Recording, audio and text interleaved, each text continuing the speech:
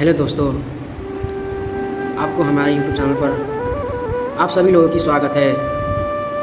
ओम नमो भगवते वासुदेवाय नमः। अथ श्रीमद्भागवत पुराण भाषा अर्थात असली बड़ा सुख सागर प्रथम स्कंद, उसका अब मुख्य पहला अध्याय। शौनक आदि ऋषियों का सुत जी से लोक कल्याण का उपाय पूछना। श्री वेद व्यास जी कहते हैं कि सर्वप्रथम उस मंगल रूप परमात्मा को नमस्कार है कि जो अपने उत्पादन और निमित्त कारणों से इस संसार का पालन पोषण और संहार करता है। वह अंतर्यामी एवं ही प्रकाशमान और विधाओं का केंद्र स्थान तथा ज्ञान रूप ब्रह्मा आदि को भी ज्ञान देने वाला, अपने तेज से जल और मिट्टी में भी प्रकाश देकर अपनी माया से समस्त पंचों का नाश करने वाला है। जिस ईश्वर की सत्यता से असत्य भी सत्यरज और तम की सृष्टि सत्य भी प्रतीत होती है, जो वेदों के ज्ञान को उत्पन्न करने वाला है और जिसकी सत्यता से यह मृग तृष्णा के समान मिथ्या संसार भी सत्य भाषित होता है। उस सत्य रूप परमात्मा को हम अपने शिष्यों सहित प्रणाम और ध्यान करते हैं। इसके पश्चात श्रोताओं को इस शास्त्र की श्रेष्ठता बतलाई जाती है। ये भगवान शास्त्र सब शास्त्रों से उत्तम और संसारी पुरुषों का परम कल्याण करने वाला है। इसमें अवधोपान परमार्थ वस्तु का ही विवेचन किया गया है कि जो ईर्षा रहित पुरुषों के जाने योग्य है। जो मनुष्य महर्षि देव वेद व्यास के बनाए हुए इस भागवत शास्त्र को सुनता है, उससे हृदय में उसी क्षण ईश्वर आ बसते हैं। यह वेद रूप कल्प वृक्ष का फल मुनि रूप तोते के मुख से गिरा हुआ अमृत युग है कि जिसका रसवादन करने से घोरतम पापी भी मोक्ष को पा जाता है। इस कारण जब तक मोक्ष न हुए तब तक इस भागवत शास्त्र के रस व फल को अवश्य ही चखते रहना चाहिए।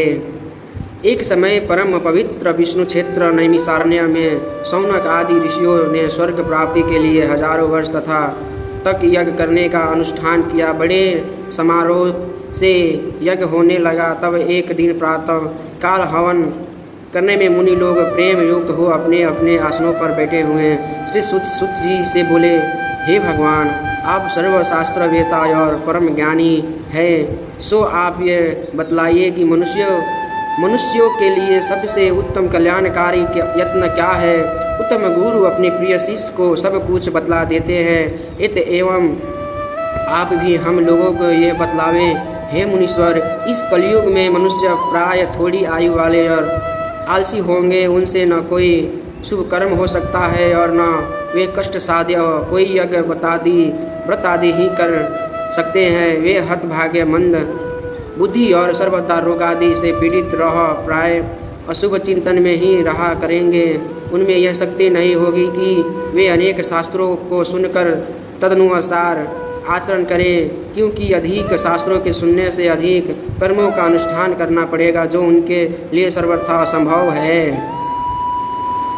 अंत में उनके कल्याण के लिए आप अपनी बुद्धि से निकलकर कोई सुगम उपाय हमें लोगों से कहिए कि जिससे जानकर इस संबंध में सर्वदा के लिए हमारी चिंता दूर हो जाए। हे सुत जी, आपका कल्याण हुए। आप जानते हैं कि देवकी जी के गर्भ से श्री कृष्ण जी किस लिए उत्पन्न हुए थे, जो उस कारण को सुनने की हमारी बड़ी इच्छा है। अद्यपि हम जानते हैं श्री कृष्ण की अवतार मनुष्य की रक्षा और ऐश्वर्य के लिए होता है। तथापि इस संबंध में जो निश्चित मत हो वह आप हम लोगों से कहिए। जहाँ तक हम सबको ज्ञात है कि श्री कृष्ण जी का नाम लेने से मनुष्य आवागमन से मुक्त हो जाते हैं।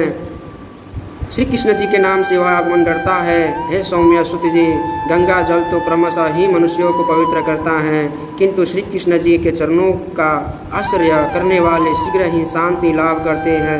तब भला उन कलिमल नाशक श्री कृष्ण जी के उत्तम चरित्रों को कौन नहीं सुनना चाहेगा, कि जो अपनी लीलाओं से उत्तम श्लोकों को द्वारा सबके प्रसन्नीय और श्री शिवादि मूर्तियों को धारण करने वाले। हे मुने, जिनके उद्धार चरित्रों को नारद की ऋषियों ने गाया है, जो अपनी माया से लीला करने वाले साक्षात विष्णु रूप हैं। उनके मत्स्यादिक अवतारों की पुनीत कथा हम सबसे कहिए। श्री विष्णु जी के उन पवित्र चरणों को सुनते हुए तृप्त नहीं होते हैं, प्रत्युक्त वह प्रतिक्षण हम सबको अधिकाधिक स्वायुक्त मालूम होता है, क्योंकि माया से मनुष्य रूपधारी गुप्त रूप होकर बलभद्र सहित श्री कृष्ण जी ने जो गौवर्णाधि को उठाकर अद्भुत कार्य किया है, वह बड़ा ही मनोरंजक और अमानुषिक है। इसी कारण कलयुग को आया हुआ जानकर हम लोग बहुत दिनों के लिए यज्ञ का अनुष्ठान करके इस विष्णु क्षेत्र में आ बैठे हैं। तब ऐसे समय में हम लोगों के लिए श्री विष्णु जी की कथा का सुनना परम आवश्यक है।